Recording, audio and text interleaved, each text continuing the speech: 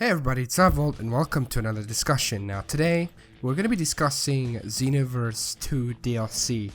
And the reason as to why I want to discuss DLC now, I already know it's not going to make, I guess, that much of a difference on what the DLC is actually going to be.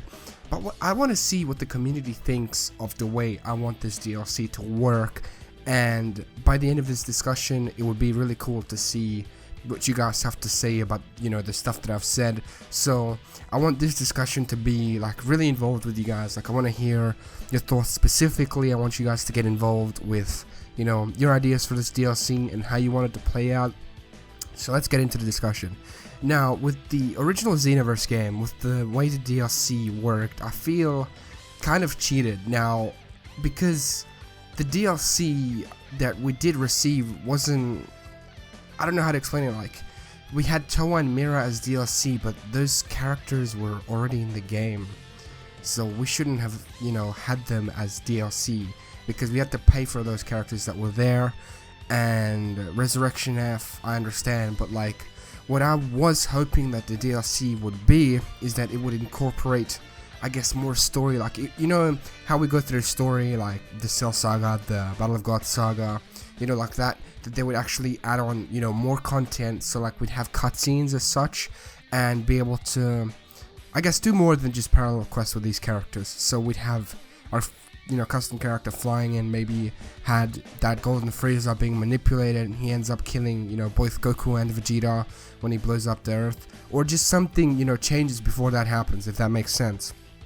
So pretty much, I just felt really cheated by that DLC, because we had to, I don't know what the amount of money was, but I'm pretty sure it was more than $10 for the season pass, and it felt really cheated because they just added in characters and some parallel quests.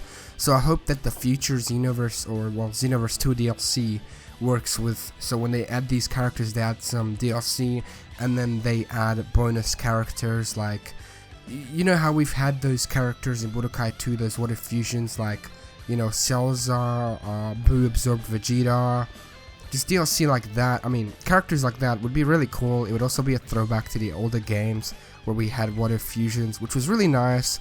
It added variety, to the characters, and also, I guess, it's fan service for the fans, and this seems like the kind of game that really should, involve fan service characters. Just go ham with it, because Dragon Ball Heroes is already going ham with these fan service characters. We have Timebreaker Bardock, which would be a really, really cool DLC, as well as Timebreaker Vegeta, and people have already modded those characters into the original Xenoverse, and they look fantastic.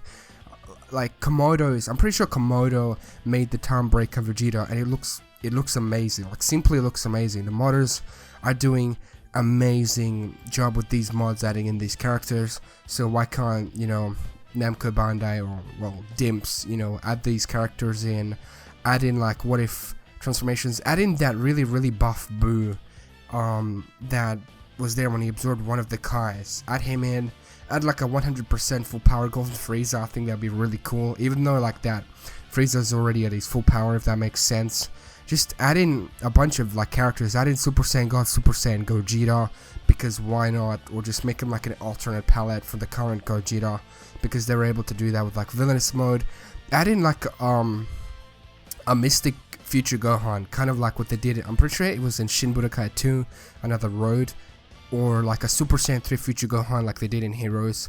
Same with like future Trunks. I'm pretty sure you guys agree with me on that already, because like, add in Super Saiyan 3 Vegeta as well. Like, just go ham with these fan characters. That's what all of us guys want. Just go ham. Do the same thing with Broly, because why not? Just might as well, because that's what the fans want. Add in an adult Gotenks. Just go crazy, because there's gonna be a bunch of characters being added in from Super. Now, it feels like the characters from the Super arcs, the Universe 6 arc as such, I feel like they're going to be DLC as well, but I hope when they add them in that it's going to add actual story, so we'll have something happen at the tournament where somebody gets controlled, but from like, I don't know how Towa and Mira, or if that's even them, be able to control these characters, but it'll be interesting to see how that plays out. Add in a bunch of different costumes for the characters that we already have, like the Android 18, give her the Battle of Gods costume, same with, Krillin, and Android 17. I know I'm like kind of rambling on, but you know, that's how I want this DLC to be. I want DLC characters to be, I guess, when you include, like, let's say story arc characters or something, have them, I guess, have like add-on story. Okay, add-on story. You can also promote like Dragon Ball fusions by including a DLC where you involve a couple of those fusions from, let's say, those characters like Karoli. You could have the Broly and Goku fusion, which is like, people have already made mods of that as well. But you guys get what I'm saying. Like, if you're gonna make DLC, add a bunch of DLC. Don't do what Xenoverse 1 did and just like add in 3 DLC, which I know like saying it like this is bad, but like I don't think it was that good to begin with, those DLC. You know, just go ham with the DLC like I've already said. Add more story for us at the end. Keep the game alive, pretty much. You know, the modders prolonged the lifespan of Xenoverse greatly. I've spent probably like 200 hours into that game. I'm not ashamed to admit that. Spent 200 hours in that game, but it was worth it, especially with the mods, because some of the mods these days allow you to see a character transform from a different perspective, and it's things like that, like kind of like cutscene things that make the game much more fun and replayable.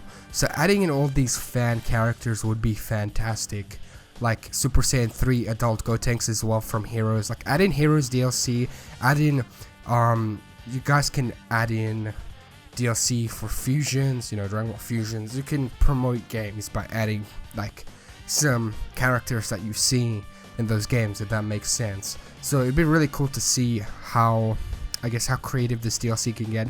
And like, definitely for the Dragon Ball Super arcs, if that is a DLC, you know, make sure to add in a story for that, things changing, you know, just add on extra content besides parallel quests and like clothing and stuff, because it would maximize, I guess, the DLC's value, and people would be way more inclined to buy it, because people already do. Because if you buy Xenoverse now and you don't get like the Resurrection F DLCs and stuff, it's not really like a, how do I put it, like a game itself, like a full game, I mean.